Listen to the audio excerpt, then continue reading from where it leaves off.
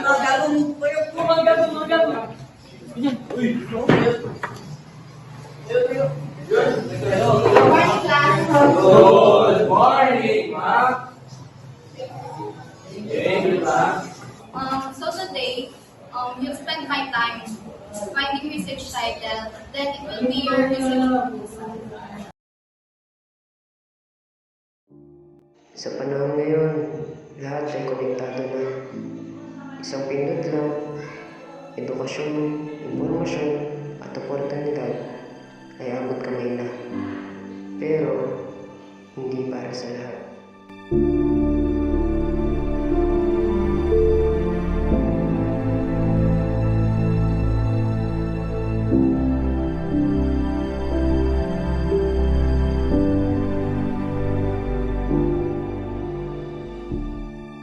Sa likod ng liwanag ng mga screen, may mga komunidad pa rin nananatili sa dilim. Mga batang hindi makapasok sa klase dahil walang internet. Mga magulang na gustong maghanap buhay online, ngunit walang sapat na kagamitan. Habang ang ilan ay mabilis na sumusulong, ang iba na may unti-unting naiiwan.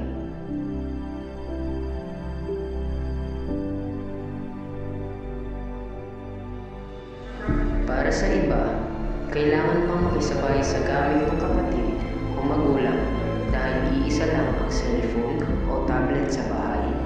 At kung minsan, wala talagang sariling gadget, kaya't hindi nila natatanggap ang parehong kaalaman na nakukuha ng kanilang mga kaklase.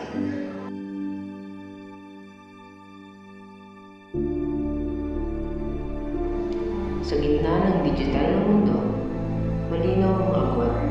Ang edukasyong dapat ay para sa lahat, nagiging pribilehiyo lang ng mga may sapat na kagamitan at maayos na koneksyon.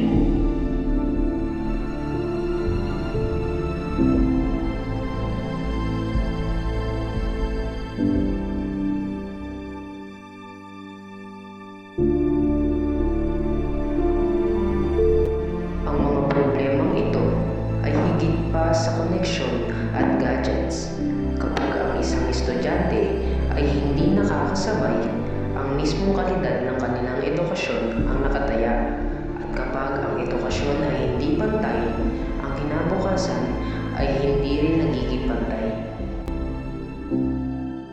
Ang internet ang nag-uugnay sa atin sa mundo, ngunit sa loob ng silid-aralan, ang tunay na koneksyon ay nakikita sa puso. Dito natin nakikita na ang tunay na koneksyon ay hindi nakadepende sa internet o gadgets, kundi sa pagkakaisa at kabutihang loob ng bawat isa. Dahil sa pag-aaral, walang dapat maiwan.